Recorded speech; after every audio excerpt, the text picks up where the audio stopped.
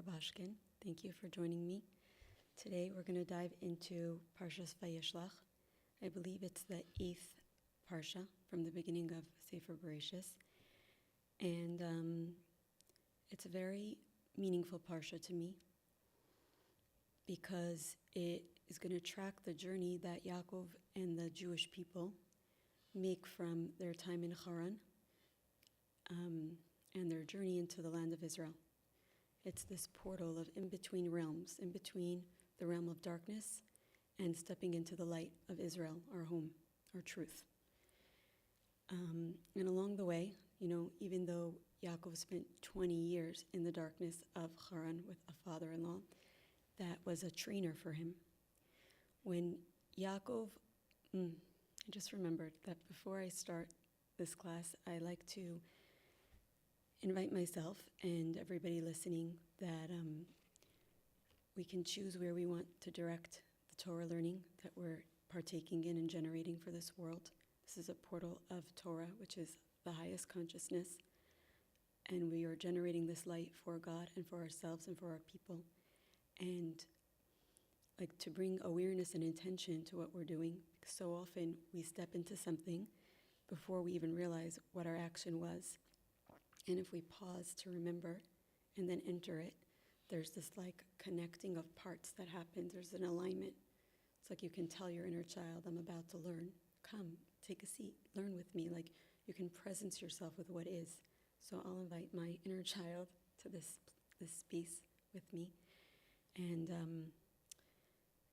I'm hoping that at the end of going through the parsha, that part 2 of this gathering will go into a little bit of the experience of Dina, the daughter, she's not actually the only daughter, she's the only daughter mentioned by name, because each of the Shvatim were twins born with a sister. And Dina comes to teach us very painful and important truths around intimacy and sexuality and safety within sexuality. So I'm going to ask Hashem to send this energy from this Torah to all the places in the world that are hurting within this topic, within pain, within sexuality, and from lack of consent. And everyone gets to choose where they want to channel this energy. So back into the parsha. If we go back 2 weeks ago, we see that Yakov, with the help of his mother, manages to receive the blessings of wealth, of the material world. And his mother tells him, I hear within myself that your brother Esav hates you. And so it's not safe for you to be here. And then she has Yitzchak also tell Yaakov, it's time to leave. Go to your mother's brother, your uncle, and get married there. And Rivka tells her son, I'll let you know when it's safe for you to come home. And if you realize what's happening, if you look at the next parsha, Lavan, the deceptive father-in-law of Yakov, is the trainer who is going to prepare Yakov for everything that he needs to wrestle with Esav and come out as the victor, which does happen. And so when you come right away, you see Lavan's double intention. Just his name itself, Lavan, he's white, right? Lavan means white in Hebrew, and everything about him is deceptive. There's no reality with Lavan. He's the part of our psyche that's a gaslighter. There's no truth. It's so hard to pin him down. Even when Yaakov sensed his energy, right? So he tells Lavan, I want to marry your daughter, Rachel, the youngest one, right? He tries his hardest against this part of the conscious, and there's no winning him over, right? And once Yaakov has learned everything he needs to from working hard in the snow, in the frost, in the sun, in the heat, and he rises to the challenges that Lavan throws at him, right? Rachel enters his marriage without his awareness. We don't see him complain. He finds God. He keeps on centering himself. He keeps on presencing. He connects to the divine each time. A wave of darkness in the form of insanity, right? The gaslighting is like you can't pinpoint reality. There's no truth anymore. And he keeps centering himself. And eventually he hears a message from God telling him, you need to leave now, right? So he calls his wives and he makes an exit strategy and a plan. And he finally gained all the tools that he needs, and he conquered this part of himself for us. He showed us this portal, and he showed us how to succeed in it. And in this week's parsha, we enter where he's getting ready to face his true, I don't want to say enemy, but opponent, like where his greatest darkness lies, and therefore the greatest potential for his wholeness is on the other side of Esav, his brother. And from the beginning, from the time when they were in Rivka's womb, they were fighting with each other, right? And so this was Yaakov's life. And the journey that Yaakov makes from Charan to the land of Israel is a 17-day distance. And when Eliezer makes that journey to find a wife for Yitzchak, God makes a miracle. And that journey is shortened into 1 day. And we're told that the reason that happened was because Rivka was so righteous that the day that God said she is ready to be the wife of Yitzchak, I'm not going to leave her there for 1 more minute. No one will stay in Charan for 1 more minute than they need to. And so Eliezer has this miraculous ability to have, it's called kfitzas haderech, like this shortened journey, which is also a lesson for us and a source of hope for us as their children. And then Yakov comes and he steps into this journey going back home, and it's a 2-year journey for him. And along the way, it's a series of difficult challenges that come his way, but ultimately he makes it back home to his father, to Yitzchak, to Charan, and he settles there, right? So we'll go into the story of this parsha. And I believe that the stories of the parsha are stories that are supposed to awaken our soul. Like they're stories of, we once experienced this, and we're experiencing now it in our own way. And you can like pay attention to where you sense a trigger in yourself, where there's a knot, where there's a joy, where there's an expansion, and they're all clues for you for your own personal experience within this parsha. And so Yakov leaves, he parts from Lavan, the gaslighter, and when he's outside of that space, he decides that he's going to send angels disguised as men to see where his brother is holding. Like, what's the stance that he should take with his brother?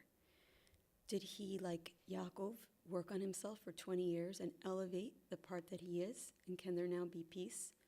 Or does he have to prepare for an alternate scenario, right? And so he sends angels. He doesn't send men because he's worried that if Esav remained as corrupt as he was, that these men wouldn't come home, right? That something would happen. They would be murdered or hurt. So he calls upon angels to help him with this task. And they come home, and he instructs them, approach Esav with very, very humble language. Your master, my servant, right? It's all of that diplomacy and gifts as well. And they return and they say, like, there's no brotherly sentiment to be found amongst your brother. And so Yaakov immediately, like, fills with, like, terror and distress. And the commentators say that the terror he feels is that he's going to either be murdered or he'll have to murder. And either scenario is, right? Like, either scenario causes him to... and so he decides that he needs to make a 3-part strategy. In the first step, he prepares for battle, and he does that by separating the camps from each other, the adults, the children, right? He strategizes the people and the warfare element. And the second is he prays, and we'll hear his prayer in a moment. And the third is he prepares gifts. And, you know, when I look at that, for me, I see, like, okay, what's my battle strategy going to be? I have this war coming at me. A challenge in my life, a situation with a relationship that's very, very unwell. And Yakov shows us there's a 3-pronged step we can take. And so for me, I see the battle strategy as like, what modality am I turning to? What healer? What mode of help? What therapy can I turn to? And then a prayer. God, please bless this portal. Please bless my choice. And then the third part is gifts. And for me, that meant our challenges are parts within ourselves that want to be healed. It's not another person coming in making my life hard. The other person is actually an invitation for me to see parts of myself. And so to talk to those parts and say, like, there's a gift in you healing. When you heal, this is what life can be like for you. Right now, you're full of jealousy, or you're full of pessimism, or you're full of depression. I see you. I want you to know that in working with this modality and in choosing to pray on it, look what the opportunity can be, right? Those are the gifts that you show yourself, like you drop them in, like you paint this picture. But back to Yakov. His prayer is beautiful. He says, you hear him verbalize his situation. He says, God, my brother wants to come and kill me. And when I hear him, like, God knows what he's going through. Why does he have to repeat the basics to God? And in that, I hear him, like, him presencing himself with reality.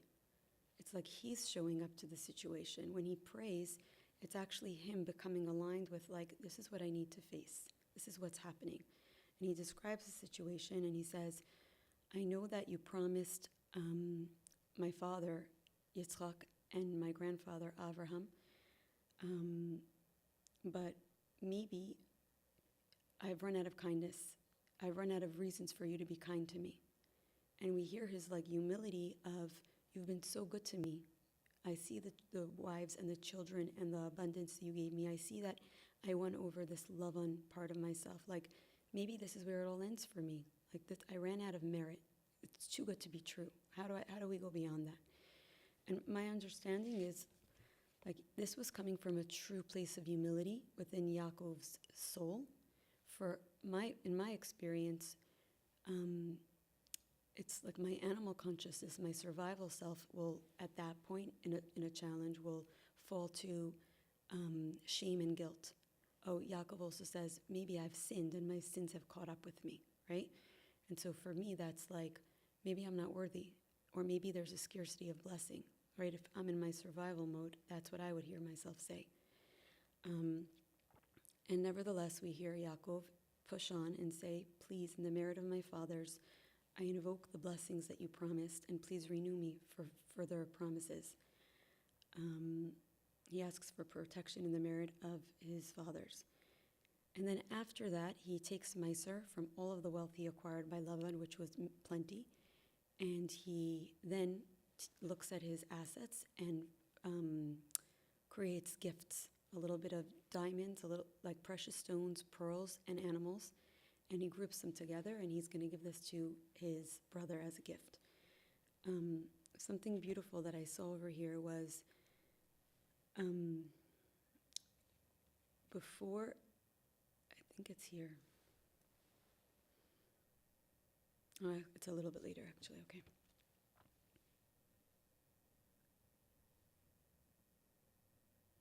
Oh, it was also interesting that I saw a commentator write on this. Usually, in that time period in life, when you see gifts that were exchanged between kings and noblemen, they always involved people. And in Yaakov's gifts, you don't see people.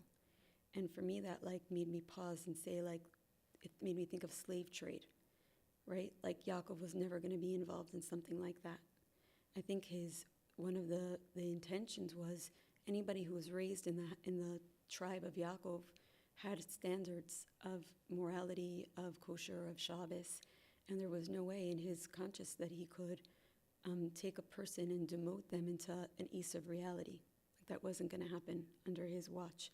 And so even as he tries to prepare his best, there's an end point to that. Like there's morals and values that are going to guide him. And then it says that he sends servants ahead with the gifts, and he gives them instructions, like this is what you should say, and this is the order you should answer his questions. And his plan is he'll be a day behind them, hoping that these gifts will soften and show Yaakov's intention of gentleness and kindness and connection, his desire for it. And he sleeps the night where he is. He camps the night there. And it says one of the reasons that he slept the night there was he was waiting for God to show him his next step. And he waits all night, and God doesn't show him, right? And there I saw an idea where people often wait for God to show them what to do. And the lesson that Yaakov's going to learn is he's going to be shown, but after he takes an action, right? Once you put one foot forward into your journey, that's when the signs start to come. That's when you've entered the portal and you invite God to communicate with you about your challenge. And I know this for myself. I have so much confusion in this of like, when does prayer stop and action start? When, how much action? What's considered? And I have like such a dance here that's often like, I don't know, like a tornado of keeping me stuck. And so it was beautiful to learn a lesson here of like, even if it's the wrong action, we take an action and then God can come and correct that with us. But we step towards our challenge. And the next day, he awakes, his family, and they have a river. There's a Yabok River in between where he is and where the land of Israel, where he needs to go. And it describes how Yakov brings everybody to the riverbank, and he enters it. And then he goes from one side of the riverbank, and he carries the person, the wife, the child, the animal, whatever it is, and he lifts it up, and he crosses it from one realm to another realm, from one river to another. And we're told that this river, like this river episode that is described here, is actually like it's very symbolic of realms, right? Where Yakov is going from the land of Charan and he's going into the land of Israel, and we're guided. How do we take our Charan experiences? How do we take our painful, dark, out of Israel experiences and bring them into the land of Israel? How do you make that transition? And the only way is Yakov holds one piece at a time. He doesn't lump them together. He doesn't build a bridge for them. He looks at each item and he carries it from the low to the high. And he looks at each one and he lifts them over, right?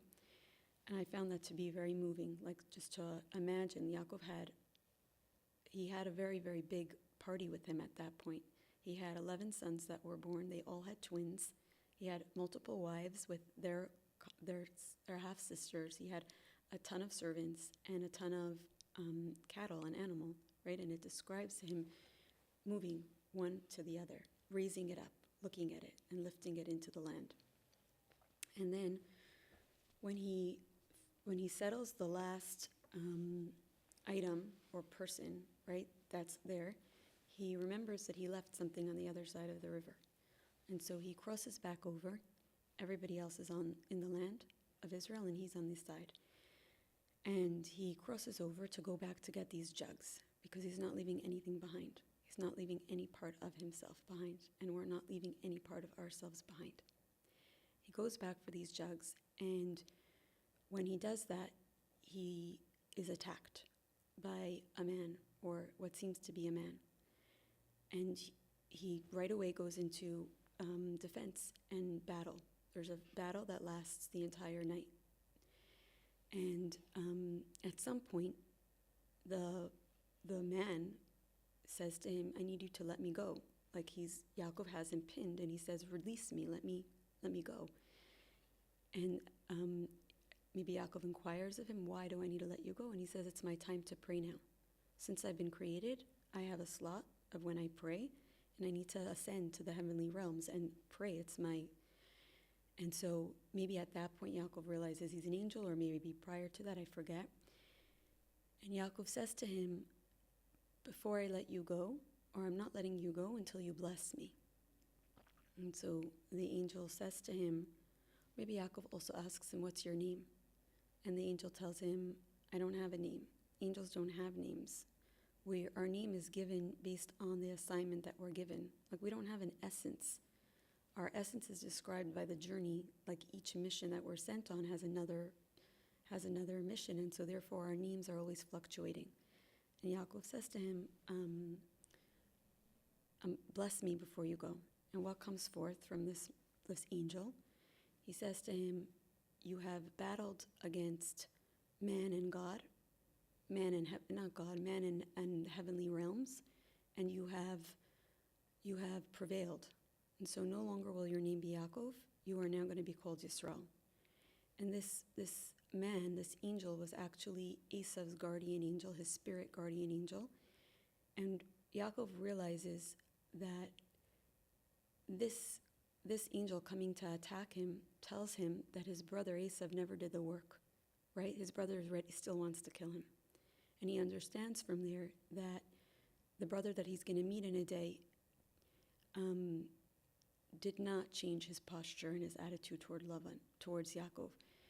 But when Yakov prevailed over this angel, something does shift in Esav, and we'll see. There's a humbling that happens. That really, behind this experience of the angel telling Yakov, you're no longer going to be Yakov, Yakov asks the angel, what's your name? And then the angel tells him back, you're having a name change, right? It's almost like you're divine. You closed a chapter of your life, and no, you don't need that name anymore. You're going to be called after another assignment and another mission. He's like cluing him in. You now have heavenly spiritual powers, right? Your name has been upgraded. And it's interesting because when Yaakov was born and he was named, I was like bothered by the fact that his name was, it says that his name was Yaakov because he came out of his mother's womb gripping the heel of his brother. And I was thinking, like, he's a reaction to his brother. He's a response to his brother. Like, where's his own? If there was no brother, who would he be? Who would Yaakov be if there wasn't a twin there? How is he named? Where's his independence? And it's actually here in this parsha where he battles against this part of himself, this part of this brotherly part, and he comes into his own independent identity. He is no longer a reaction. He can now stand tall on his own in his truth. It's also, there's a pasuk when it says, like, Yaakov was all alone because everybody was on the other side. And some commentators say that he was all alone. There was no angel. This was a battle happening in his own psyche, where two parts of himself were at war and fought the entire night. And I know I've had experiences with parts of myself battling all night long, right? And in the end, Yaakov prevails, and this part, he doesn't release the part until the part gives him gifts, right? Because when we do help a part heal, we get to transform that into a blessing and into a gift. It's like we reassign the role in IFS language. It's like, how does the part want to be reinvented? Now that it's a portal that's strong and so developed, we can help it switch into another role because it's not going to die, but it can be redirected. And it does say that Yaakov was injured by this angel, and on his sciatic nerve, on his thigh, and we honor that battle and the part that of him that was injured by like not eating certain parts of an animal offering, right, or an animal when we eat meat. But it does say that God brought the sun out after that to help Yaakov heal, and he did heal. Also very, very symbolic of our journeys. Like, we need to step into the light and step into the sun, and the healing will come.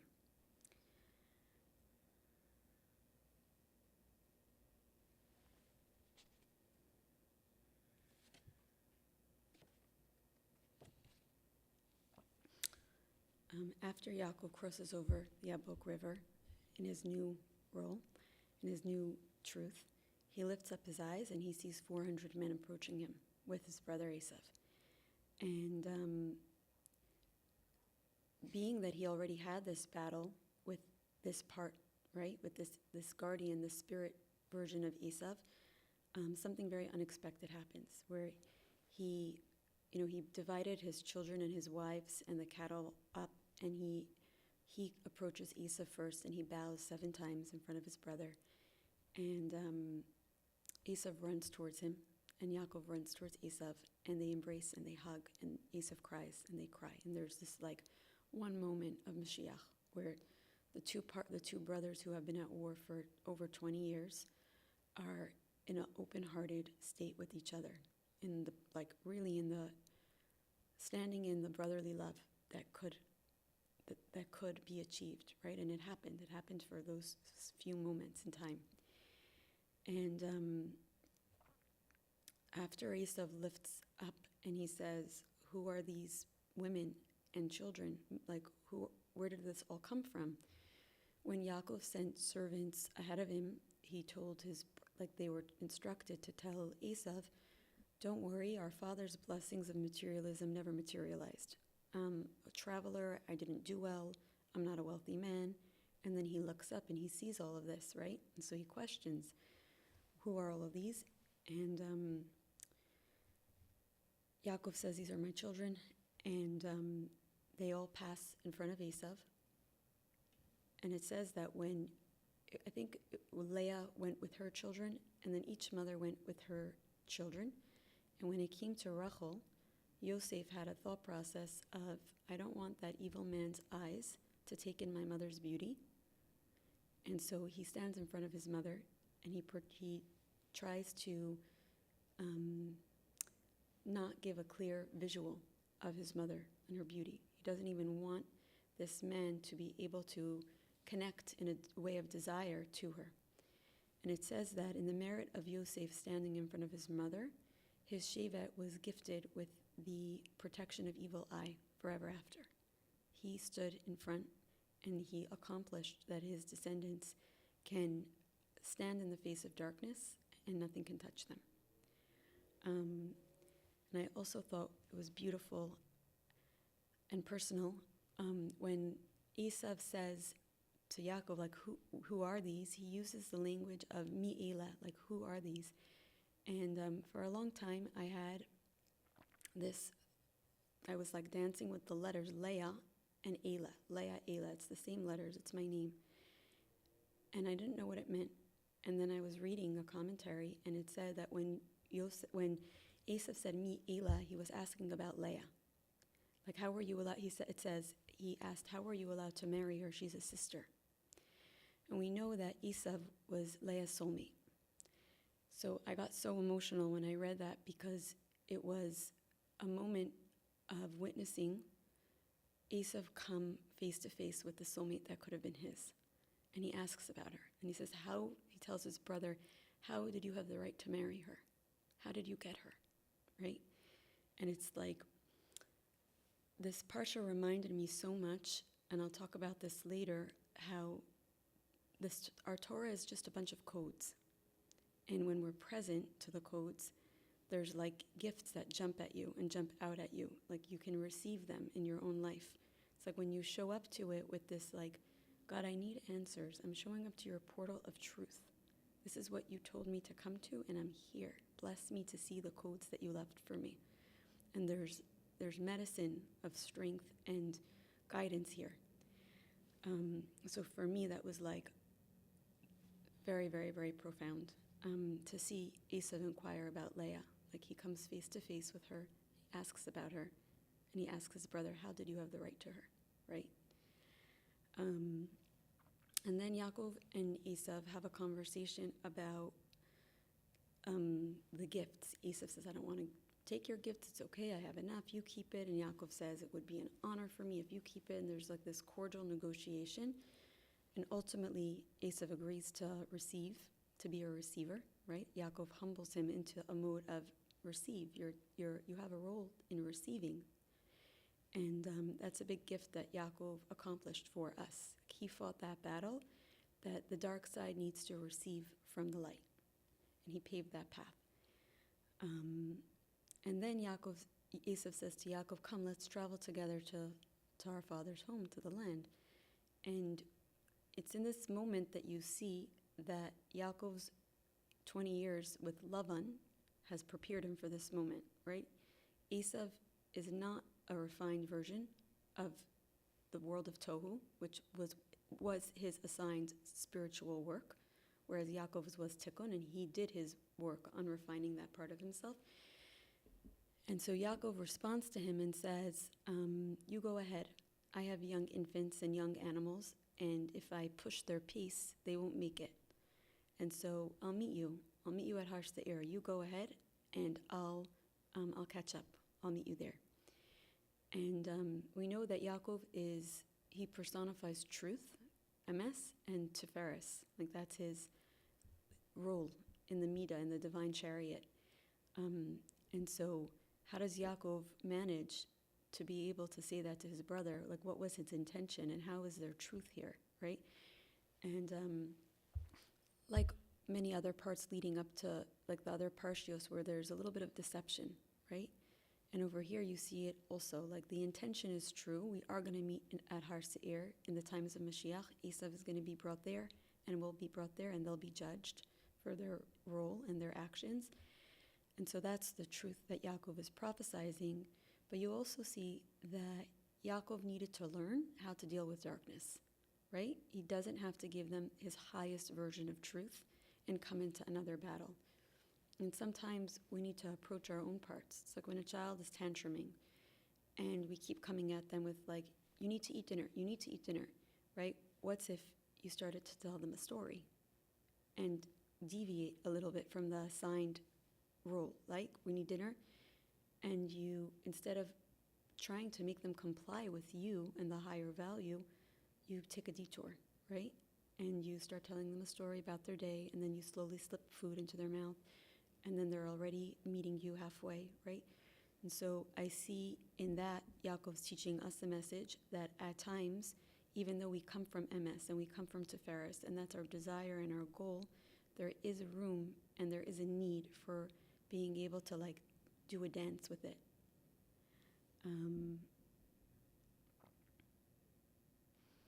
It also says, interestingly, that when Yakov, if Yakov would have walked with Esav into the land of Israel at that moment, Mashiach would have arrived. But Yakov foresaw that if he and Esav would have, initiated Mashiach's arrival at that time, the infants and the young animals would not be a part of the messianic experience. And so he chose a longer path that is allowing the infants and the young animals to catch up and also be brought into the Mashiach consciousness.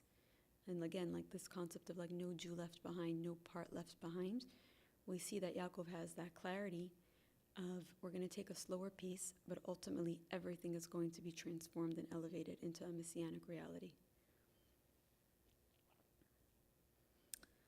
And from that point, with parting from Esav, it says that Yaakov went to Sukkos, he built shelters for his animals, and then from there he comes to Shechem, the land of Shechem.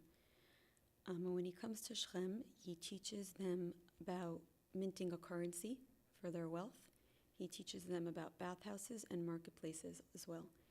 And the teaching, the lesson is that when a person has good, they should look around in their environment and try to give some of the good that they know and have.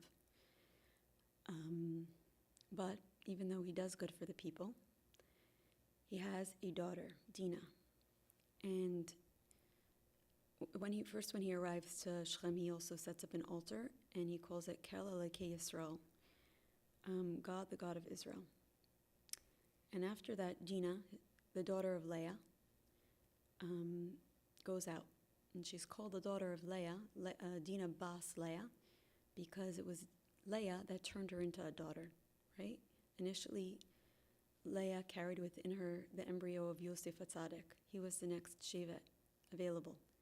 And Leah saw her sister and refused to allow her sister to be shamed of having less than a maidservant. And so she prayed to God, and she judged herself, and she said, there's no way that I can live with myself as a sister.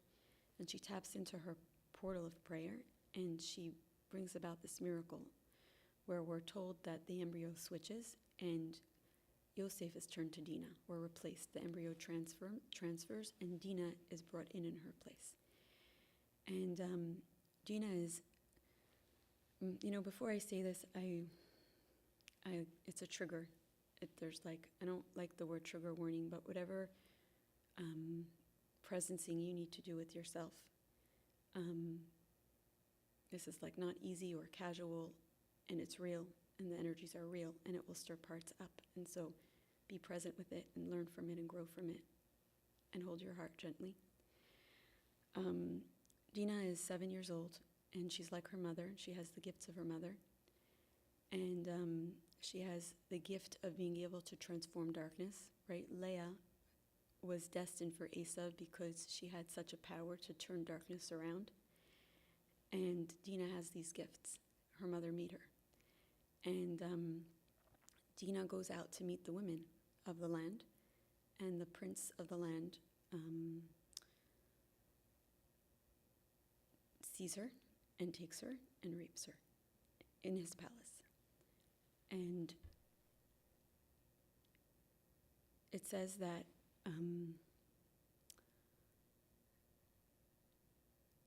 this prince, Shem, desires Dina so much after he violated her, and I guess felt into what her chamber is, and her beauty and her power and her gifts, and he loved her. And so he sends his father on a mission to go ask her father if he can marry this girl. Why he didn't have to ask to have her, to rape her, right? But he asks the hand in marriage. Like, that's his standard. And it says that Shem spoke to her heart, and he said to her, your father came to our land, and he had to purchase a piece here, and look what an expense it was to him, and he has this small lot and plot. If you marry me, all the lands are yours, right? He lures her with this lie of, like, this poison of, look how good your life will be if only you would come to me. And it says that when Chamar shows up to Yakov to tell him where his daughter is and what he's there for, the mission, it says that Yakov was silent. And it also says that his sons were out shepherding, and so he waits for his sons to come home because he wants their counsel. He relies on his sons' wisdom. They're a part of the conversation. And it always bothered me growing up reading this parsha to hear that Yakov was silent. Your daughter was just abducted and raped. How can you be silent? And then we'll see as the story unfolds, Yakov is very hard to read and hard to understand. It's hard not to judge. But something that happened, I think it was last year, I was talking to somebody about Aaron, right, after his sons died. It's Nadav and Avihu, right? And they tragically pass away. And what does the Torah tell us? Vayidom Aaron, and Aaron was silent. And so now when Yaakov is silent, I link the two together. And what's it telling me? What was I told when I asked this question? There's a time when the pain is so deep that you can't cry and you can't do anything. You're just with silence. There's nothing. And so all of a sudden I'm seeing Yaakov, not for this father who doesn't care, but for this father who sees, like, this is too much. Like, I have no words. My portals are blocked and shut. This is too much to bear. And then he needs the counsel of his sons. And so his sons come, and his sons lead the conversation and the negotiation. And they go along with a scheme and a plan. And they say to Chamar, you're asking for our daughter, and the only problem here is that you're uncircumcised, and there's no way that somebody from our tribe is going to be able to marry an uncircumcised man, right? And they're really alluding to healthy, holy, moral sexuality when they say that. Right? Look at you. There's no way we're going to marry you. And so they say, if you circumcise all the men in your land, we'll agree to this. And when Chamar presented, Hazlim literally means a donkey, right? He's an animal. When Chamar presents this to the brothers, he says, and to Yakov, he says, come, let me have your daughter.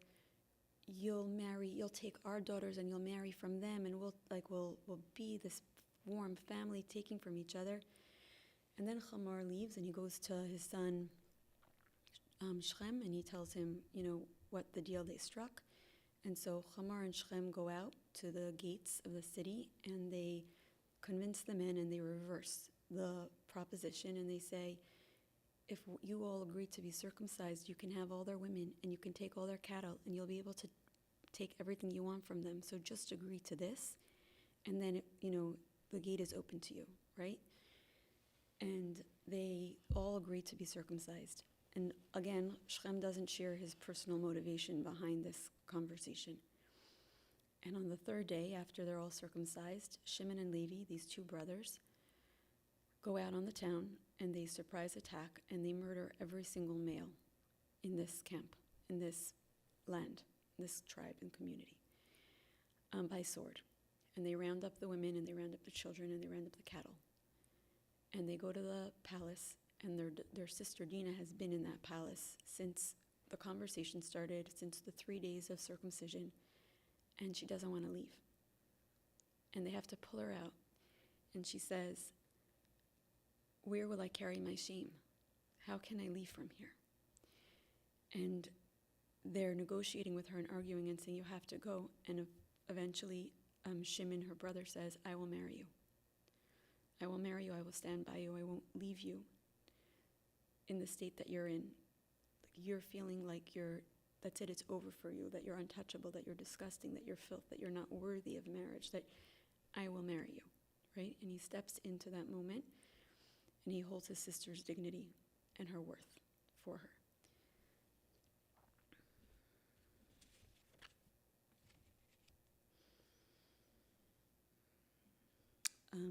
When they come home and Yakov hears what they did, and Yakov is full of fear. His reaction is, "You have made us vulnerable," right? He criticizes his sons and he says, "The strategy that you chose to handle this challenge with has now made us vulnerable. We're a small tribe, we're new, we're young, we have infants here, and we have to go now journey from this land of Shechem to Charan. And every village and tribe and nation on the way will look at us as murderers and as a source of danger, and they're going to attack us. And so you have now jeopardized my entire existence and everything that I worked for."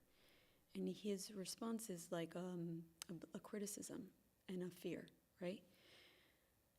But what's so interesting is the language that Yakov uses. He says, "We are few and they are many. What did you do?"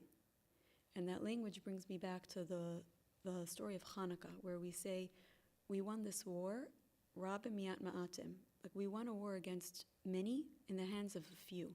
The Hashmonaim were a few, but they were godly portals. And also, Shimon and Levi were 2 against an entire village. And we see that God was with them because they succeeded in their choice. And so maybe Yaakov was trying to tell them, you reacted out of instinct, and you could have done the same thing and gone on a holy war had you paused and found this place in your soul to guide this war. So I see that ultimately this was what God wanted, because they were successful and God gave them miracles of strength. These were 2 young boys, like close to bar mitzvah age, and through their going out to war, strength and success ran through their portal. But we're also told that if you pause before you go to war and you secure the decision from your soul, and this is maybe what Yakov is telling them, you have even greater abilities than what you had today, right? Maybe that's his criticism of them. And it's interesting, they say to Yakov, when he criticizes them, they say, "Will our sister be treated as a harlot? Will we allow our sister to be treated the way prostitutes and harlots are?" And I don't have like a full thought process here. Like there's something important about they're bringing that conversation. They're bringing a woman who ends up in a position like that into the conversation because their daughter wasn't a prostitute. She was raped. So why are they comparing the two? It seems like prostitution is a choice. It's a profession that a woman or a man chooses to enter as a means to survive, as a means to make money because they have nothing else or because they have no concept or connection to truth. And over here, they're linking the two. They're saying that rape, maybe they're telling us that when we see somebody in that position or who had made that choices, realize that it's rape too. There's no way you can choose that.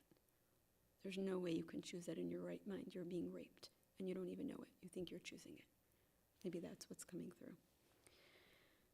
And after this, Hashem reveals himself to Yaakov, and appears and tells him, "You told me when you were going down to Charan that if you would come out, you would come back to this place and build a temple and build an altar and sacrifice and build a Beis HaMikdash one day here. And you've delayed on making true to your vows. You promised me something," right? Hashem has to remind Yakov of the vow he made. And so Yakov tells his family, get rid of any objects that may have been connected to Avodah Zarah from the booty that they received, and purify yourself, clean your clothing, change your garments. We're going up to Beis Kel, and I'm going to pay my vows to God. And the family prepares, and they arrive to Beis Kel, and it says that while they journeyed, the fear of Hashem was upon the nations. So the thing that Yaakov was afraid of didn't actually happen, and maybe Shimon and Levi were a part of the fear of the nations were upon them, right? They traveled through with the protection of God. And they arrived, and Yaakov builds a mizbeach, and he calls it Kel Beis Kel. And we're told something when Yaakov is at that point in his journey. There's a woman in his life. Her name is Devorah. Devorah was the wet nurse of his mother Rivka, right? When Eliezer came to Charan and said he comes to the home of Rivka after he meets her at the well, and they say to Rivka, "Do you want to go with this man?" And she says, "I'm going even if you don't want me to." And so when she goes, her mother sends her wet nurse, the woman that she nursed from. And at the time, Rivka was 3 years old. And so this woman that is her wet nurse it's her surrogate mother. It's her connection to the maternal field, and it's her source of nurture. And this woman has been with Rivka her entire life. And her name is Devorah. And when Rivka senses that Esav he's ready to be confronted, the time has come, she sends Devorah, her trusted maidservant, back to Charan to tell Yakov. This is the one woman in the world that she trusts with such an important mission. And Devorah went to Charan and tells Yakov, "Your mother says it's time to come home." So Devorah ends up staying in Charan with Yakov for 6 years, because Yakov ends up working for his financial success and finishing up his avoda there for 6 years. And Devorah is traveling with them out of Charan and into the land of Israel. And it's at the point where Yakov is at Beis Kel, and he paid his vows, that Devorah passes away in Beis Kel. And Yakov buries her there. And he's not finished mourning and sitting Shiva for this grandmother, this portal of a grandmother, when he receives word that his mother Rivka passed away as well. These women were so connected. And I have a cousin who was born in this parsha, and her parents named her Devorah after the nurse, Meinekes Rivka, Devorah Meinekes Rivka. And we don't know anything about her. And the sentiment was, if the Torah is mentioning this woman, how special must she have been to be mentioned by name and play the role that she did. And then we know, the next time we'll see a Devorah in the Torah, she's going to be a shofetet. She's going to be a judge and a leader of the Jewish people. And so if you follow the portal of Devorah, which means be, and Dibor, and over here we see her as a wet nurse, like the source of nurture. So we're receiving codes and clues along the way. And Yaakov stays there, and he sits Shiva for his mother as well. It's called Alon Bachos, which I think it means the tree of weeping, something about weeping.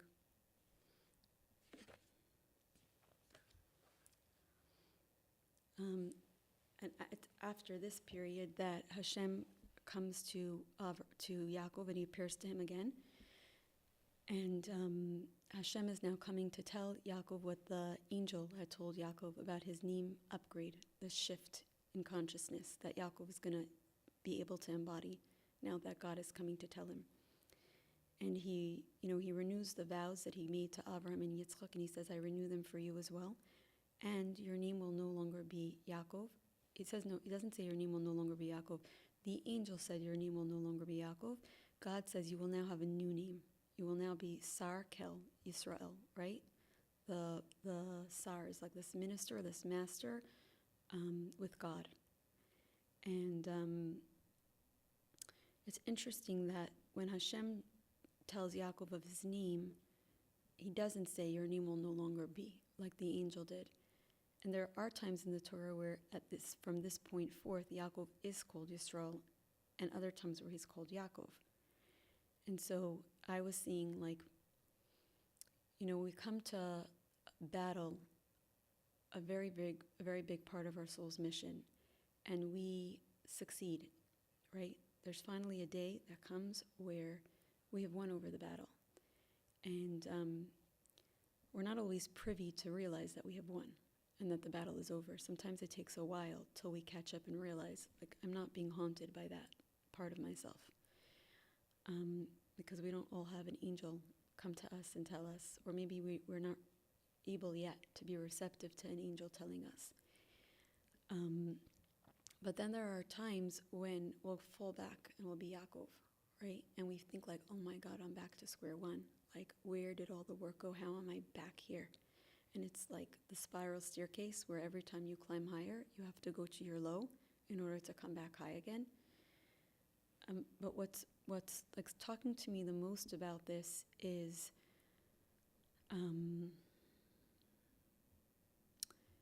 if we would realize when we do get clued in to the point where we have an awareness of no longer is this part of my story such a huge struggle for me, like, right? The intensity is down by a significant amount. For myself, I'm realizing that the battle with that part of my life created a lot of fears and a lot of shame or anxieties. And what I'm realizing now is when I do realize that I have made huge progress and a step with that part, to be able to drop back into the parts of me that are afraid and say, you no longer have to be afraid of an energy of that intensity. I've brought a part of my soul online that knew what to do with that. We have nothing to be afraid of anymore because of you, I found the part of my soul that knows how to block that amount of darkness. I went into the dark, I found that part of my soul, and now that part lives with me. And so it's this shield, it's this iron dome. Like last week I said, the matriarchs, Leah, Rachel, Bilhah, and Zilpah of the Shvatim, their name forms Barzel, which is iron. And I literally think of them as like the iron dome. Like in the merit of them, we have this protection. We have an iron dome that when we step into this part of our soul and we like reclaim a part of our truth, to then go to the parts and say like all the things that you were afraid of because I didn't have this light with me, but I now have this light. And you show the parts, the light you live with now, and how it practically is supporting you, right? And you take the time to realize all the gifts that this part is bringing you. And the more you pay attention to the gifts, the more they come to you. It's like you train your eye, like see the good, see the good. You pause along the way, and you're literally inviting more of that frequency into your life, like more blessing.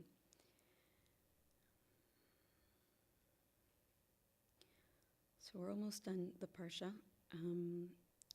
The last real episode that happens here is the pain of while they're traveling from Biskel to Ephrat, Rachel Imenu goes into birth with her youngest child, Binyamin, and she's having a very, very difficult labor. And she takes her last breath, and her child, Binyamin, is born after that. And then either with her last breath or she comes back to name her child, breath speaks through her portal, and she calls him Ben Oni, the son of my pain. And his father hears this and says he'll be called Binyamin, the son of Yamin, the south, the right. And it's interesting that Binyamin is the only one of the Shvatim that Yakov named. All the others were named by Rachel and Leah. Leah named Zilpah's children, and Rachel named Bilhah's children. And then Yakov comes and he names the last child, Binyamin. And then it says that Yakov chose to bury Rachel on the side of the road where they were traveling. And when he's passing away, he has a conversation with Yosef in a few parshios, where he says, I don't want you to judge me for the decision I made in burying your mother along the side of the road, right? The rest of the matriarchs are going to be buried together in Charan, in his father's home, as couples, and his mother was left on the wayside. And he explains himself. But really what I see here is that Yakov saw the essence of Rachel, and he honored it, even though it was hard for him, even though he would have desired to be buried alongside the love of his life, who he worked for and who he didn't even get to live his life with in the land of Israel. And he sees that there's going to come a time when his children are going to go into captivity and be exiled, and they're going to need a place to pause and pray. And it's Rachel's portal and her righteousness and her seeing of her sister's humility and her sister's pain that makes her a channel that enters into the heavenly, directly to the Kisei HaKavod, directly to God on his throne. And he foresees a conversation that's going to happen in heaven, where the Jewish people are led out in chains, walking by Nebuchadnezzar, and they're going to stop by Rachel's tomb, and they're going to daven, and Hashem is going to ignore their tefillos, and the avos are going to come, and they're going to bring the prayers, and they're going to say, God, do something, and God's going to say no, and every righteous person is going to come and try to argue in their defense, redeem my people, redeem my children. And Rachel eventually approaches God, and she says, God, you're jealous that they served other gods. I get you. But I conquered my jealousy, the possible human jealousy that I could have had against my sister in my own marriage, and I brought her in. I conquered that, and you can too. And Hashem accepts her words, and he sees what she accomplished and what she did. And in the merit of that, she becomes this portal that has open divine communication with God. You pray to Rachel, and your prayers are brought directly to God. And it's also interesting that Rachel is the source, like the makor that we learn, that in a hard time you go and pray beside the righteous. It's like we all go to different rebbes. People travel to the graves of the burial places of different rebbes. And the source of that is Rachel Imenu. She is the source of righteousness, where we learn that the heavenly realms are down here in this world, and we have access to them, and we can approach them for help. And then the parsha there's one more episode where it says that as they were journeying after Rachel passes away, where Leah's firstborn child, Reuven, it says that he had intimacy with his father's wife, Bilhah, the stepsister of Rachel and Leah. And there's an argument in the commentaries over what happened. And the truth that we hold, or that we go by, is that Reuven saw that after after Rachel passed away, Yakov chose that his main foundation, his main home, was going to be in the tent of Bilhah, Rachel's maidservant. And he was full of such pain for his mother, Leah, that she was not going to be chosen as she's next in line, and she's passed over. Even though she's a main wife to Yakov, Yakov chooses a connection to Rachel instead of direct connection to Leah. And he's so pained, it says that he goes and he takes Yaakov's bed and he moves it into Leah's tent to protect his mother's dignity and pride. And the commentators say that the reason the Torah says that he was intimate with Bilhah is because touching the bed of your father and getting involved within his sexuality, it's as though you yourself stepped into it and got in the way of his marriage. And we have no right to go into the portal and the space of our parents' intimacy. And so the Torah holds him accountable as though he took an action by him doing so. Ultimately, this is all a story that unfolds. Reuven eventually secludes himself from his brothers, and he goes down a journey of becoming a Baal Tshuva, right?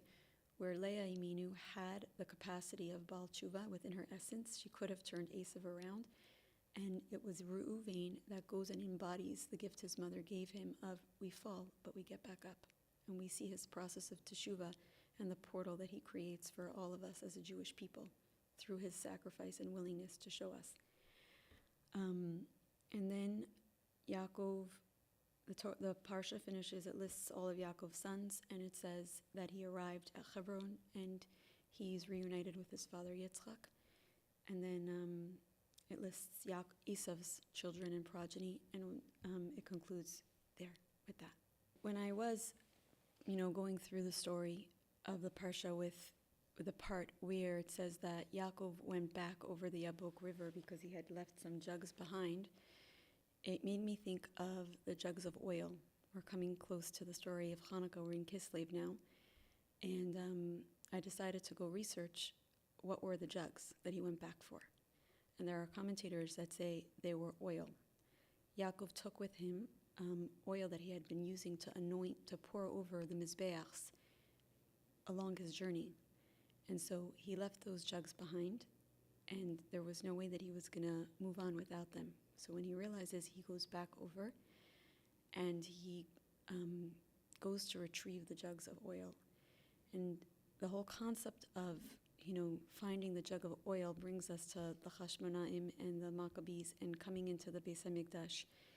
And we come back into our home and into our temple and into our land, and we see there's been desecration and pillage and horrors, right? There's glass broken and everything is smashed and all of the furniture was taken. All of our vessels are gone. And there's this battle of, do we move on and use oil, regular oil? Do we need to live life? Do we need to burn gas and regular oil? Or are we going to insist that there's pure oil within this home and within this temple? And it says that the Hashmonaim did not give up. And they searched and they searched and they searched. And they worked and they worked and they worked until they found a jug of oil that was sealed with the seal of the Kohen Gadol, right? The purity, the spark of the soul that couldn't die out and that couldn't be sent away is there waiting for us.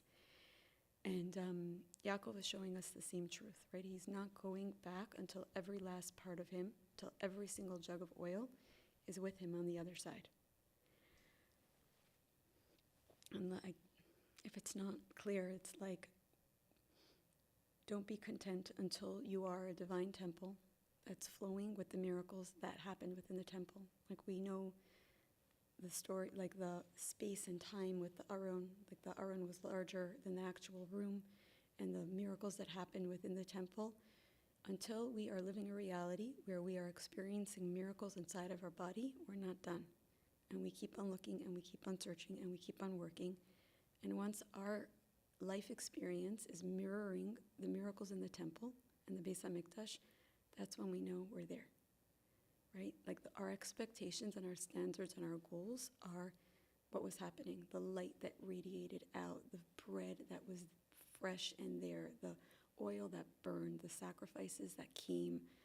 The Aron didn't take up space, right? The Kruvim turned to each other. Like there was beyond divinity happening in this realm, and that's the standard that we're after, and that's within our reach. Like that's the messianic lens. I also wondered, when Yakov first has an interaction with Esav, or maybe through the angels, he says, tell my brother that I've kept all 613 mitzvos, like as one of his ways of softening his brother. And I'm thinking when I'm reading this, like, your brother doesn't care about your mitzvos. Like, why are you doing mitzvayim now? Like, why are you showing your strength? Like, here it is, you're coming and you're trying to soften yourself and gain your brother's kindness towards you. So what role does I've kept all 613 mitzvos? That sounds like, it made me curious. And when I sat with that, what came to me was, in our moments of fighting with the dark, we could turn to the mitzvos that we've accomplished and done, right? All the mitzvos are moments of connection between us and the divine, between us and Hashem.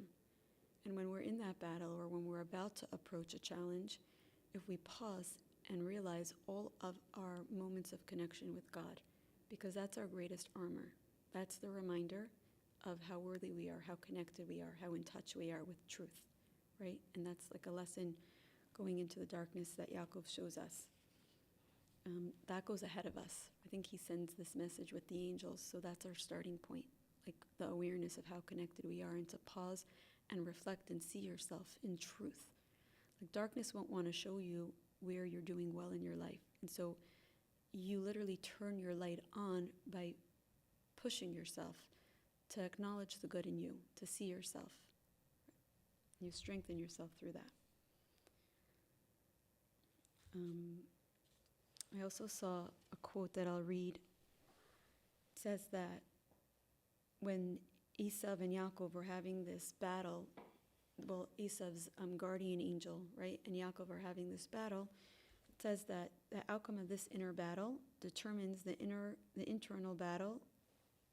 outcome of this internal battle determines the outcome of the cosmic struggle of Israel and Edom. Our inner process is the battleground that we have access to. And so very often we can look around at the world and see a lot of challenge and a lot of darkness and become heavy and depressed or worried about the future. And then if we take a lesson from this week's parsha, every single person was given a piece of the world within themselves. There's one piece of dark and light that could be battled within us. And when we show up to our battle and we bring darkness into the light, we are literally determining the global stage. And so we're not helpless, and we're not at mercy of the darkness around us. And again, for anybody I know like the last generation, they had this mission of, run after the light and seek the light and do more mitzvos. And our generation is told, go heal, drop in, go see what's inside, go inward. Don't only do the outward mitzvos that are listed in the Torah, but there's an entire realm of klipas noga, of in between, and that hasn't been covered. And it's our generation's work of facing the internal refined battle. It's like the actual enemies are being fought on one stage, and each of us have access to a refined version of the battle within ourselves. And we're told, I believe this was a quote from the Rebbe, and if not, I've heard the sentiment expressed in the Rebbe's talks, where the Rebbe says that we have direct influence over the grander world, the global battle within the way we show up to our own work. And then I'll finish off this part of the parsha. My husband was speaking, teaching about the Torah on Shabbos, and it says that when Rachel Imenu was naming her child Yosef, it says she chose the word Yosef for a few reasons, and one of it is because of the root of Yosef means Asaf, to gather. She says that God gathered my disgrace. And so one interpretation was, he saw that I was barren and had no children, and he saw that everyone was taunting me and saying that if you don't have children, Yakov will divorce you, and you'll have to marry Esav, the other twin. And then Rashi says that he gives an example, and he says that when there's no children in the home and a vessel breaks, the husband comes home and says, who broke this? And the woman is standing in her shame and her disgrace that she broke it. But when she has a child, she can say, my child did it, right? And my husband was saying, like, what is this? Like, what type of explanation is this? And when Rachel was saying, God gathered my disgrace, and Rashi brings in this concept of breaking vessels, it's what it's telling us is that Rachel is saying, God, I will never forget why vessels will break in my home. I'll never lose sight of the fact that I didn't sleep last night because you gave me a child. I'll never take for granted that you finally answered me and blessed me with a child, and I'll know that every pain and broken dish and broken hearted moment, it's because I have a child. You gave me a child. And she promises God, I'll never lose sight of that, right? And she doesn't really live to raise her children. So she makes this promise, and she's really birthing a portal for us as mothers, that in every hard time, we can come back to this truth and this perspective. The challenges that I have in the mothering years are so hard and at certain stages and phases, but can I remember these are challenges from my own children? They're not challenges from, God forbid, outer experiences that we've experienced as children or from other elements. Like, can I remember that this is a blessing that's causing this, and can I bring it into perspective? And I know from my own journey with this that there are times when I lose sight of this, and my challenges around my children become too much, and I lose perspective that it's a blessing. And what I can share about this is that I've had very, very profound moments where I've been caught in a cycle of feeling like a victim and feeling overwhelmed and not having access to the blessing within the challenge. And eventually, I come to realize I was believing in a klipa. I was believing in a lie that was separating me from my children. I was feeling like they're too much for me and not realizing how big I am. I was saying I need more me time and not realizing there's a way to have me time with them, right? Like, there was something that, there was literally I don't know how else to say it because it's a new realization that I'm having. It's pretty new, where I'm realizing when I sense so much overwhelm and like distance that I'm craving, I'm coming to realize like it's not necessarily true. I know that everyone needs a break, and I'm not going to quantify what's normal and what's healthy. What I'm saying for myself from reflecting on this teaching from Rachel Imenu is, from the next time I'm in this place, if I can pause and ask myself, what is true here? What is true? Because I find that klipa really likes to get in the way of mothers and children. And so I always believed whenever I needed something, I need time for myself, that was truth. And because it made sense, like logistically it made sense. And then I would go into a medicine journey and I would come home and I wouldn't need the distance anymore. So what changed, right? Or I would have a therapy session and I would hold space for my parts and I would want to spend time with my children. So what was in the way? And I'm coming to see that I should question myself in those moments when there's like this wall going up between me and my children. And I'm sensing that in Rachel Imenu, being the one to teach us, God, I'll never lose sight of the fact that my challenges come from blessings and goodness. When I have a hard time here, I can turn towards the portal of Rachel Imenu and pray for her to help, because she birthed this portal and she left it here for us as her legacy in raising children and being an eternal mother for us. And that's the conclusion of Parshas Vayishlach. Thank you so much for coming.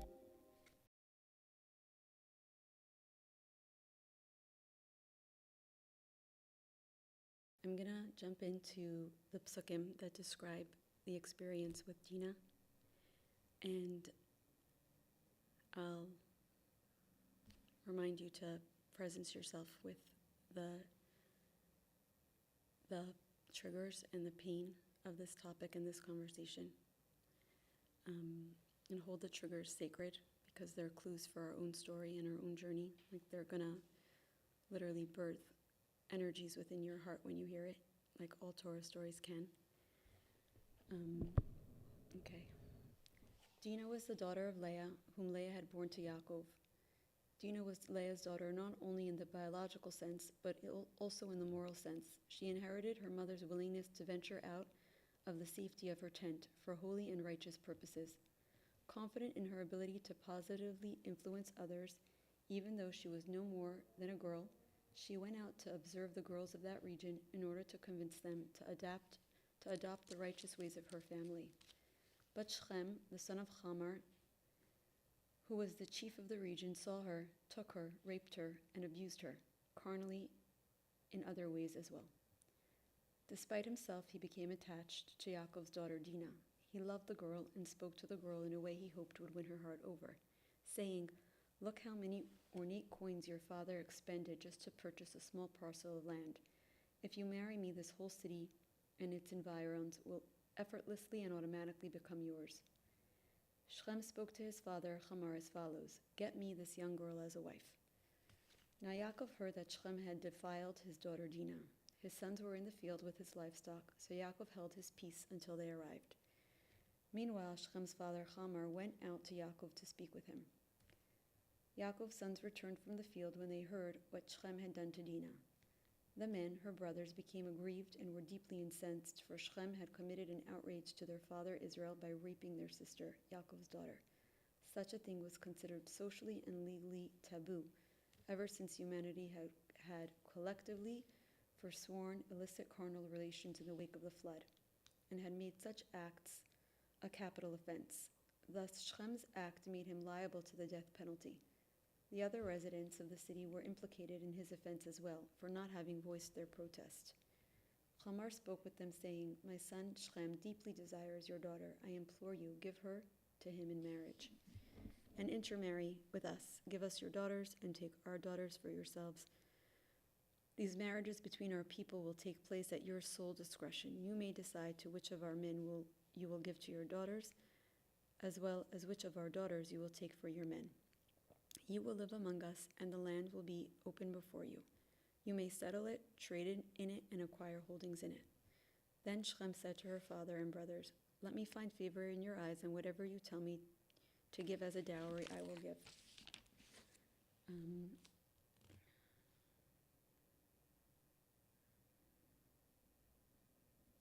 Then it goes on to describe the contract of the circumcision that the brothers convinced of the men. And it says, "On the third day after the circumcision, when the Chivites were in pain, two of Jacob's sons, Shimon and Levi, each took up his sword. They acted as Dina's loyal brothers, risking their lives for her sake, but without first consulting their father. They fell upon the city, confident in their ability to overcome the men. Firstly, because the people were weakened from pain of the circumcision, and secondly, because they carried the merit of being Yaakov's children, and they killed every male. They also killed Chamar and his son Shem by sword, and they took Dina from Shem's home."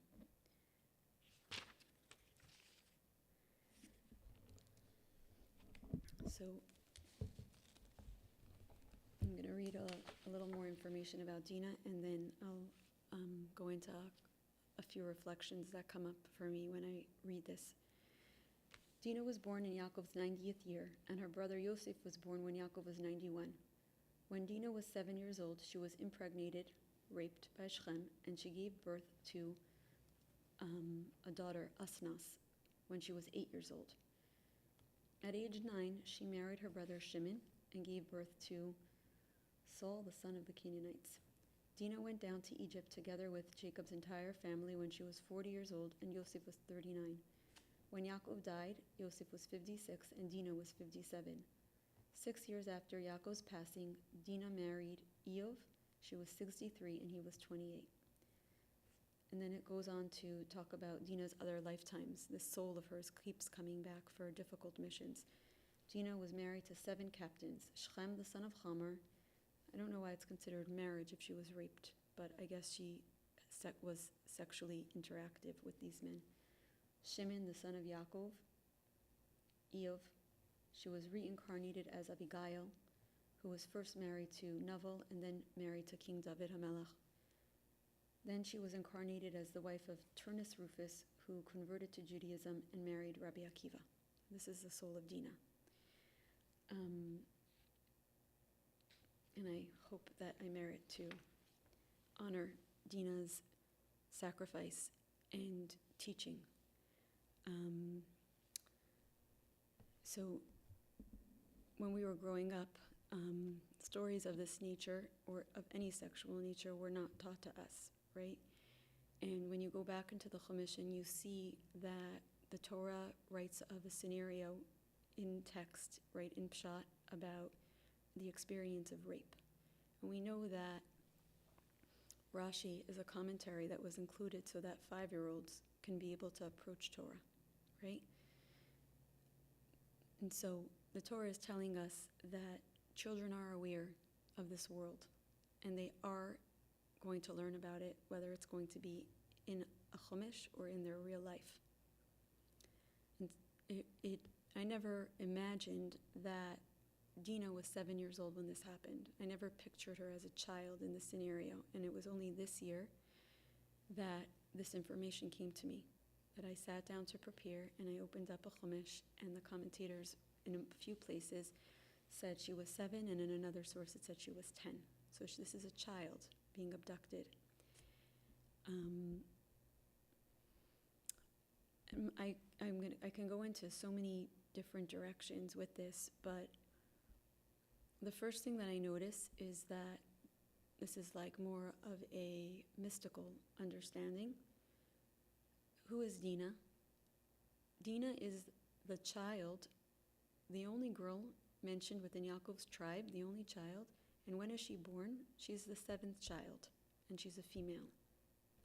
And that brings me to an understanding of the cosmic divine template, where Chesed and Gvura and Tiferes and Netzach and Hod and Yesod are all male energies and male attributes, and they all lead up to Malchus.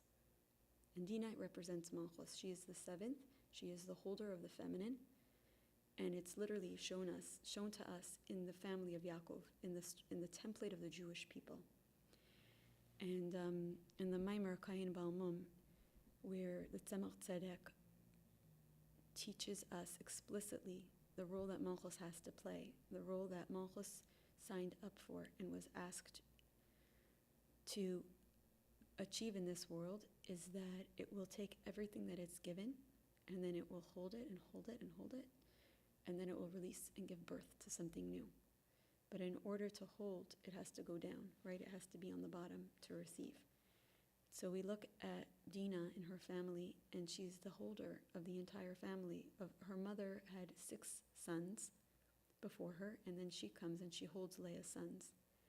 And she embodies Malchus. And what happens to Malchus? Malchus goes out in Shechem, and she gets raped, right? Like it's very explicit, this experience and this understanding of what our work here, of what's happening with our work here and the role of Malchus. And when I ask myself, like, why do we have to learn these teachings through so much darkness and gvura and pain? Like, why couldn't there have been a way to understand our Malchus without that, right? And I was at the house here one day, and I was preparing for a different parsha, and somebody came out and was talking to me about the podcast he heard, and he shared that Rabbi Daniel Katz had said that if we don't see truth from light, from our experiences as God is sending them, like the messengers and the experiences that where God is trying to communicate a mission, a task, an opportunity, eventually the dark will take hold of the energy that you need to know, and it will bring it to you, and it will make sure, and it will communicate it in a way of you can't look away because you're in too much pain. And so I feel like Dina sacrificed to show us what this looks like and what happens. And in my own story, I know that there was a time in my healing where I would repeatedly say to myself, there's no way I'm going to learn any lessons from this experience that I went through. There's no way I can learn anything from this. It was such a conviction that I had within myself, like there's no good that can come from evil, and I refused to learn one lesson from this experience. And I was trapped there for a very long time. And eventually, enough healing came my way for me to realize I'm being gripped by a klipa. There's something keeping me from growing beyond this pain in my refusal to say, can I look at this another way? Can I see this as God teaching me something? Because I was determined there's no way you can learn from such heinous experiences. And I really refused to be a part of that. Like, God, no. I will not consent to you using me to learn in this way. But eventually it became too painful to not learn the lessons and to remain in that gridlock, right, of not being able to move on and being stuck within all the darkness because there was no light when you're refusing to learn from your experience. And slowly the healing softened that klipa, that hold that it had on me, and the lessons started to come in. And I'll share a little bit. The lessons that I'm seeing is that Dina shows us what dark sexuality looks like and the ramifications for it, right? She stands up for all of us to see at the beginning of our journey, right when we enter into the land of Israel, and she shows us what it looks like for a child to be taken sexually against their will. And there's a lot of lessons of light that she wants us to know, but she's willing to teach us from the dark so that we cannot look away. Unfortunately, or fortunately, we're only getting to a place within our generation where we're looking at the darkness, right? For so many years, we even managed to look away from this darkness and just keep moving on without being able to bring light to it. But, one of the lessons that I'm seeing in this experience, and I'm sorry if this hurts anyone or offends anyone, or this is the process that helped me heal and me grow, and everyone needs to be true to their inner experience, and my truth doesn't mean it's someone else's truth. So hold your truth and be with it. I started to ask myself, what does rape represent? And it's the taking of light, of sexual light, without consent and without permission. And the scenario that came to my mind is you can have a bride and groom who are deeply in love, and they're standing under their chuppah together, and their dreams are in their eyes, and there's flowers on their canopy, and they look like they're in the Garden of Eden, and they're ready to live together and be married and build and grow, and they're committed. And it's one of the most precious, beautiful scenes you could witness in this world, those moments, right? And then you take the same scenario and you put a man there, and you take a child bride that's forced into this marriage. And what fills you? What comes into your body? It's this black dread of watching this child forced into marriage where she's going to be abducted. And you take the holiest, most beautiful thing one of the greatest things you can witness, and you flip it, and you take consent away from it, and there's your drastic world. And that is the difference between consensual intimacy and forced intimacy, right? Violent, the dark and the light. Whenever somebody is giving to you or taking from you without your permission and without your will, there's a force that's happening, right? There's a breach. And what I mean by that is, if we take the structure, or we look at the experience of rape, and we zoom out and we take it out of an actual experience between a woman and a man, or a man and a man, or right from human beings, and you look at the energies that are happening, what do you see? You see something being taken without permission, something being given without permission, and the result of that is a violation. And when I started to ask myself, or tell myself, or explore, God put rape in the world as the most intense experience of something, but what leads to that? What are the other versions of that? What are the truths that we're not looking at and seeing? And therefore, we needed the experience of the dark imagery to come and show us something. And it brought me to this: something is taking advantage of something else, and that is called rape.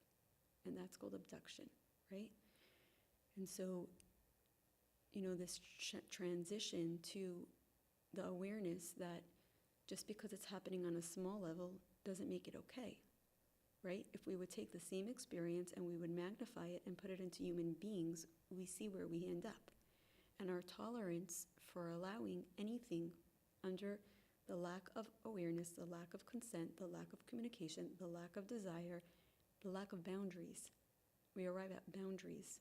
Don't step into my space without communication and consent, right? And it all comes back to boundaries. Now you come to Dina, right? And she's the woman, she's the mother, the queen, the sister who came and stood to teach us this. And you take the letters Dina, and what do they spell? Nida, right? It's the Jewish laws that govern sexuality and intimacy.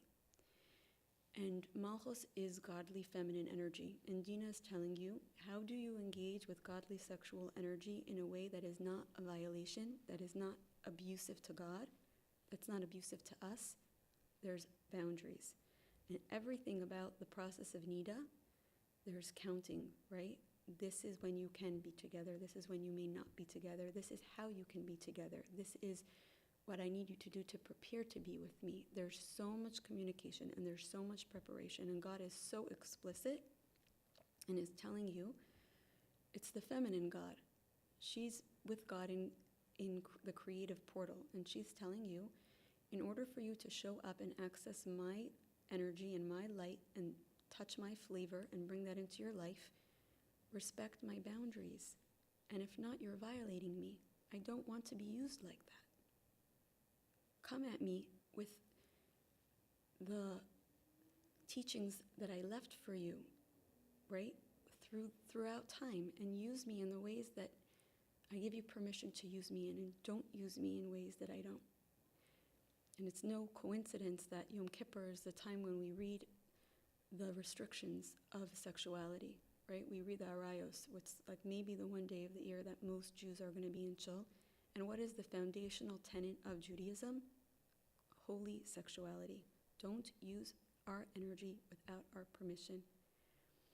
And for me, it's this like desire in dropping into this and in feeling these truths like reverberate through my being, right? And I'm finally finding light for like what God was trying to show me.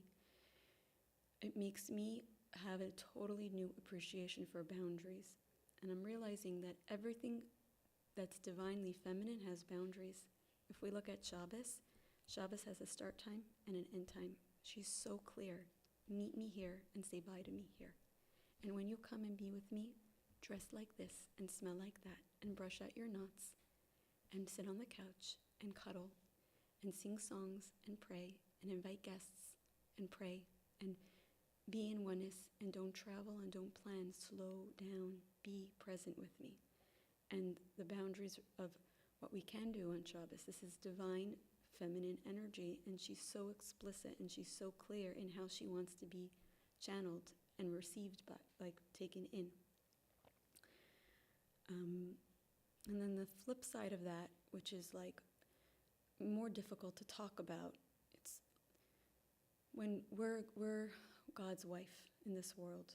As Jewish people, as humanity, we're here to receive from God. And there are times when we've been so hurt in the times in our life when we were only children, or like only in the receiving mode as children, and we had to take what our principal said and our teacher and our friends and our parents and our siblings, and we were just taking and taking and taking. And that's like the period in our childhood when we're like a nar, we're a child, there's nothing we can do, we have no defenses, we have no ability to stop it. But then we come into a time period where we could become a makabel. We switch out of the role of giver, of receiver, and we can turn into a makabel. And in that way, we're no longer the recipient, right? We're no longer standing in this vulnerable stance of whatever you throw at me, I'm going to take. And so many of us show up, by the time we reach our marriages and our adulthood, we're so protective. Our hearts are so afraid. Our hearts are not standing open, waiting for God's energies to talk to us and to communicate with us. And we don't have access to our intuition because our chamber, our heart chamber, is so protected, and it can't communicate to our intuition because it can't receive the energies. And in that way, when God is sending energy at us and we're like in this pose of protection mode, it feels like rape. It feels like you're sending something at me. I don't know how to receive it. This is against my will. This posture of like, I need to protect myself and I cannot give, right? And on that part, I guess, look, what we have at that point is the humility to pray and to say to God, I see that you're trying to communicate something to me. I can't receive this the way you're giving it. I hear you. I see you're interacting with me through this challenge. I beg you, please go easy on me. Please soften this experience you're sending my way so that I can stand up and open my arms and open my posture and receive the lessons that you want to send, right? And I believe that if we show up to the conversation instead of keep on hiding from it, we could take a situation that feels abusive and shift the way we experience it.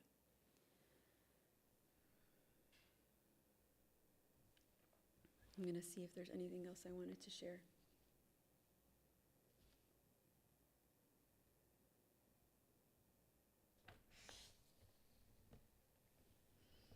Oh, yeah. The backstory to all of this is just like another interesting thing for me to think about.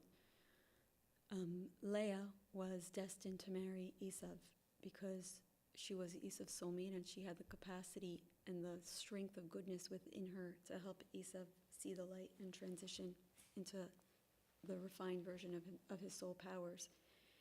And Leah prayed and begged God to change her destiny and not to have to, I don't know if she begged to change her destiny or she just cried and cried and cried over her lot and her and eventually God chose to honor that, and he took Leah and he inserted her into the Jewish tribe in Yakov's family. But what happens, this unrealized potential within Leah passes to Dina.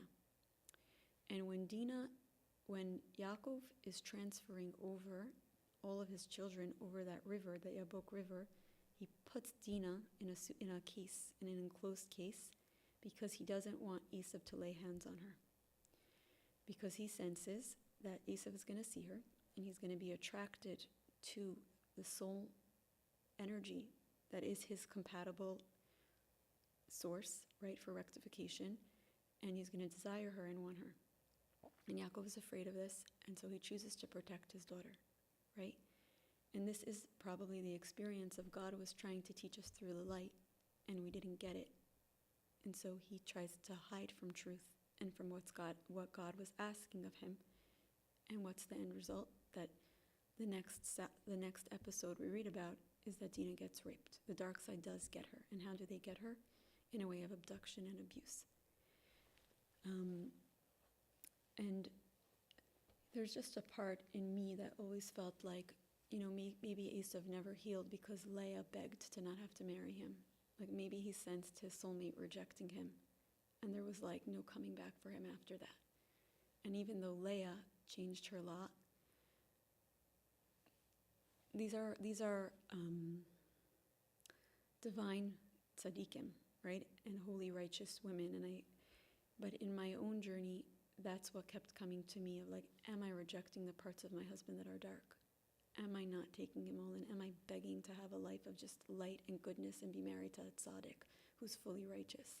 And what does that do when they sense me begging for those hard parts of them and the crusty, unrefined parts to just not be there? Right? What happens to the connection? And then we see what happens with Dina when we reject those parts of our story, right? I had a thought that I wanted to say. So something interesting for me about desire, I kept bumping into this concept of, above the 7 attributes of God, there's in Kabbalah, right, in the divine midos of God and the energies that God creates the world with and that we embody. There's this idea that above it all is Keter. There's like this energy of God, and it's made out of ratzon and tainug, desire and will. And when someone plays with your ratzon as a child, and you're, as a child, if you're saying, I want this, and someone comes and says, no, you don't really want this, what you want is, right, when we get in the way of a child's will, we're literally manipulating them and distorting their connection to their ratzon from the top. From ratzon flows all the other emotions. So I remember years ago I was reading Rabbi Yitzchak Ginsburg's book and understanding a little bit about ratzon, and I'm like, ratzon needs to be protected. when a child says they desire something, even if you're in a store and they want the 90th dress that they tried on, be so careful with how. I'm so happy you're a healthy child that likes so many things. That's amazing. Today we're able to get one, right? Two, whatever. You're so healthy, you want, right? We honor and we preserve and we keep Ratzon intact. If we shut Ratzon down, we're literally shutting the crown, like the will to live, we're shutting it down. And then, a few months ago or weeks ago, I saw a teaching of the Rebbe, and the Rebbe was saying how, like, when a person accesses their Ratzon, nothing can get in the way. Nothing can stop them. And I'm thinking, there you go again. When Ratzon is intact, a person sees what they want, and they have every divine midah get in line and make it happen. God's with them when they have a Ratzon. But what happens to our Ratzon growing up? It got captured in the dark, right? We got shut down and repressed, or shamed for wanting what we wanted, or being exposed to darkness and feeling an attraction there and thinking that is my true Ratzon. My Ratzon is on the dark side. I want something that's prohibited to me or that is unseemly for someone like me to want. And so we literally leave a piece of our Ratzon trapped in the dark. And then I came to this, in Ashrei and in benching, we say this pasuk. We have the opportunity to say this pasuk a few times a day. Poseach es yadecha, open up your hand.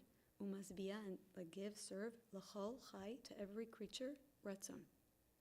And I grew up hearing, God answer all of our prayers. And what I'm seeing is God return my Ratzon to me.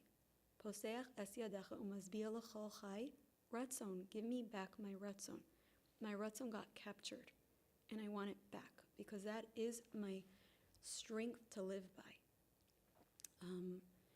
And I had an experience with this where every time I thought of a certain experience I had, my whole body would get tight and shaky.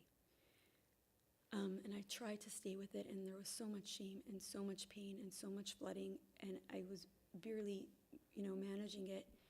And I was doing a medicine journey, and the scene came up. And I sat with it, and I sat with it, and I said, do I even want that? And I asked myself, Leah, you could tell me if that's what you want. And I said, I never made one move to go after that in my life. There's no part of me that actually wanted it. The dark side has been tainting me with this experience of, you wanted this, that's why it came by you. That's why you ended up here, because you wanted this. And it was this moment of truth with myself where I asked myself, show me where in my life that I've taken one other action after that point that demonstrated to me that I have a desire like this. And everything was to the contrary. And I literally watched on the medicine a piece of my Ratzon being returned to me. And there was this coming home, this welcoming back, and I was becoming stronger in my core.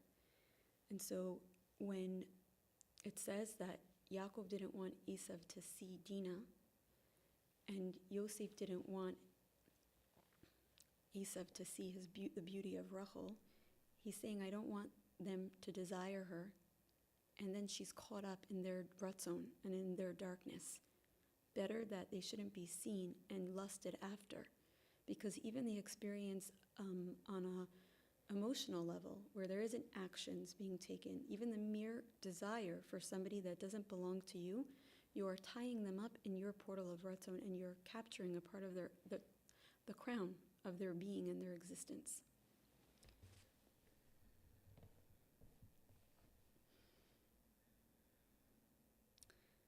Another part of the divine feminine and everything about boundaries, where I see the womb of a woman, where the source where Dina was where Dina was abused, right? The portal that the abuse took place through.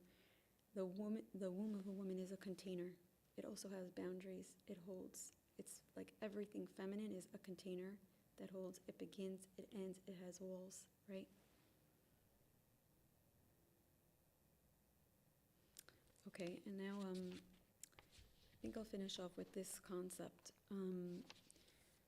When there is a lack of boundaries in the world, and when women don't hold their divine sexual energy within these boundaries, and men don't show up to the divine feminine portal with the boundaries that God asked of us, what's happening in this world is this like dark sexual energy is all around us. And so the world looks insane. It looks like we have demons and monsters and horrible people running the world. And the clarity that I have is we brought creative energy into the world through the darkness, through the portal of darkness. When we didn't respect how we draw down sexual energy and respect the boundaries that we are asked to, the world looks dark. And the smart people, what do they do in a dark world? They isolate. They go inward. They don't want to be out in a world where people who look like people are actually more demonic than humans, and so they turn inward. And then they say about our generation, like the epidemic of our generation is isolation and loneliness, right? And I see that as like this self-preservation, this need to protect myself. I can't go and step out into the world because I don't know how to protect myself from these dark forces. I don't know how to protect myself from catty friends, jealous friends, friends who are judging me or desiring me. It's simpler and easier to live by myself and to build a life where I'm protected. And so, when we'll come back to honoring the boundaries of our body and of our being, like even our modesty, right? Women have this mitzvah of your body is a sexual portal, and please respect the boundaries of it when you show up into the world. And we have so much influence over what type of energy becomes generated through our portal, and women are the gatekeepers of this portal. And I'm pretty, for me, the clarity of, we're told by the sages again and again and again, that it was in the merit of the women, the righteous women, that we left Egypt, and that it will be in the merit of the Jewish women, the righteous women, who the future redemption will come.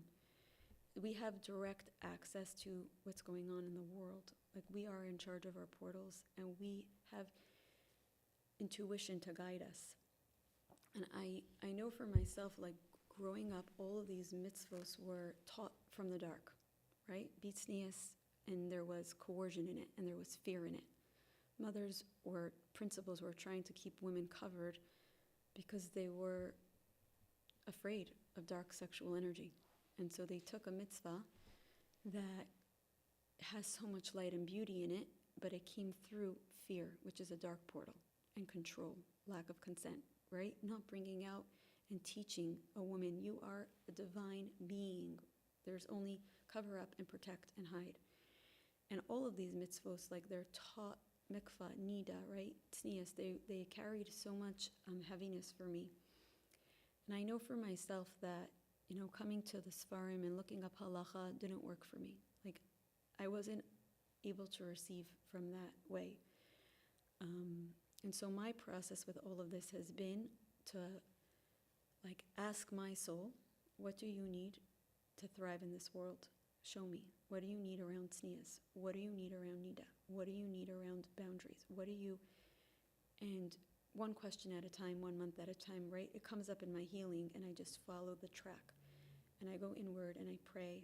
I know when it came to modesty, it was so hard for me to shift over from where I was holding. And it didn't matter to me at that point what the Sfarim said. There was too much pain there. There was too much resentment. And I was working with a healer at the time who lives in Tzfat. And she told me, after this, I'm going to the Arizal. And so I asked her, can you read this letter at the Arizal for me? Because I'm going to pray for clarity of what my soul needs from me in terms of modesty. Where's the line? Teach me and show me the clarity of what you need from me. I want to take care of you so that you can shine in the world.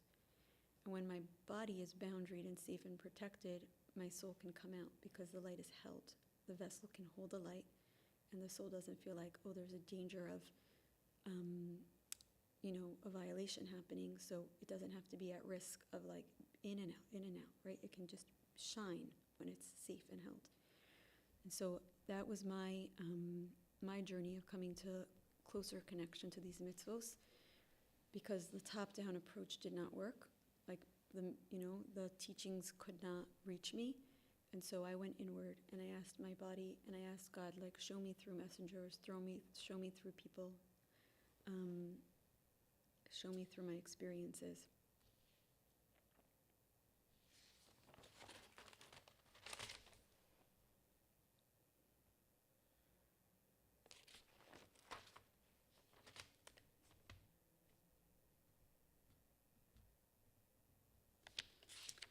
And I'll just end off, coming back to Dina and saying that Dina's the first direct access or understanding we have of Malchus and what Malchus gets to partner with God in being a partner in building this world and building the messianic reality.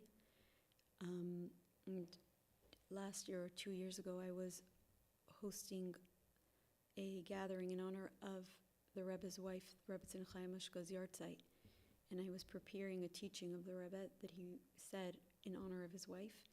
And for the first time in my life, and I've never seen it again, I saw the Rebbe write that the messianic time is going to come as a reward for the righteous women and girls for their efforts in the exile.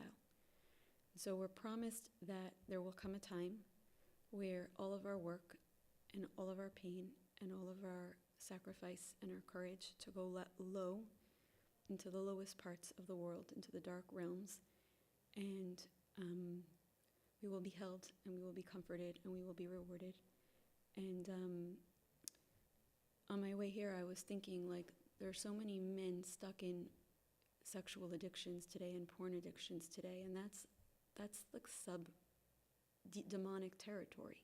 Like, that is darkness. So I understand that it's not only women who are doing the work of Malchus. Everybody in this generation on some level is being asked to do Malchus, and so everyone, please God, gets to be rewarded and be a partner. And the other thought I had recently, and then I'll conclude and say that in the time period of the Midbar, the men worshipped the golden calf, and they fell for the trap with the spies going into Israel. And so it was decreed that any man who came out of Egypt won't make it into the land of Israel. And so only the newborn generation who didn't know of such darkness and such concepts, only men under 40 actually went into the land. And we see that experience of coming home wasn't final. We were sent out again. So what I'm seeing here is, and then what happens? There's one family of women, the daughters of Tzulafchad, Benos Tzulafchad, who come before Moshe Rabbeinu and they say, we don't have a father. And I learned this from a woman in Tzfat, a beautiful woman in Tzfat. Her name is Riva Amuna. And she has a class on the daughters of Tzulafchad and the mystery of what they were asking God. They were asking Moshe when they came and they said, our father sinned. They had no shame to name his sin and to stand before the leader of the generation and say, our father sinned and we want a portion in your land. And I'll summarize a 3-hour class that she gave, but I encourage everyone to go connect to her teaching. They were coming and they were saying, we don't want to go into the promised land without our father. He sinned, but he's our father. We want his portion. We want to bring male energy into the Holy Land. We want wise, old, sage, fatherly energy to come with us. And they were of the few women who said, we will not walk into the promised land without our men, without our fathers, and without our brothers. We refuse to. And God came through to Moshe and said, they speak correctly. Honor them and give them a piece of their father's inheritance. And we learn from that these 5 sisters opened a chamber, the 50th gate of the heavenly realms, Charan. They were the portal that opened our ability and our access for the first time. Like what Moshe Rabbeinu couldn't accomplish, these 5 sisters, with their determination that their father, they will enter the land by virtue of their father, and they're not giving up on men. And I connect very deeply to this because there came a point in my own marriage where it felt like I needed to leave. And I went into my room for a while.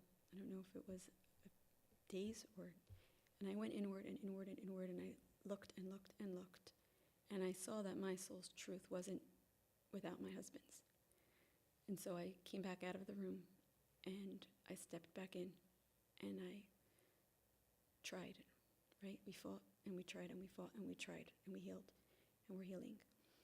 And for me, it was like my moment of walking into the land and saying, like, will my man come with me? I could have a good life, I think, without him. There's been so much hurt here. Maybe I can walk into my wholeness without him. And I looked inward, and I accessed very, very, very deep realms within myself. And that's the truth that I saw. And when I learned this teaching, that's what it reminded me of. Like, that was my moment of being the daughters of Charan and saying, I'm not going into my home without the divine masculine energy in my life together with me. And we can turn to Dina, and we can turn to Dina for support and guidance. She's the portal that modeled these difficult teachings and lessons. And I know, like, in showing up to other matriarchs and patriarchs and tzaddikim now on this side of my journey, sometimes I'm lucky enough to experience an energy flow where, like, I can feel like I'm having a conversation or receiving from them, or on different, deep healing journeys. And my husband says this, and I say this, like, they're so excited when we come visit. Like, they're so excited to be called upon. Like, we feel like they're going to be like, where were you? Why haven't you come to me? Why didn't you know you can call out? But you could literally go and knock on Sarah Yeminu's tent and say, teach me the secrets of femininity. You can go to Leah and Rachel and say, teach me about sisterhood. Teach me, right? And we can go to Dina and we can say, teach me about Malchus.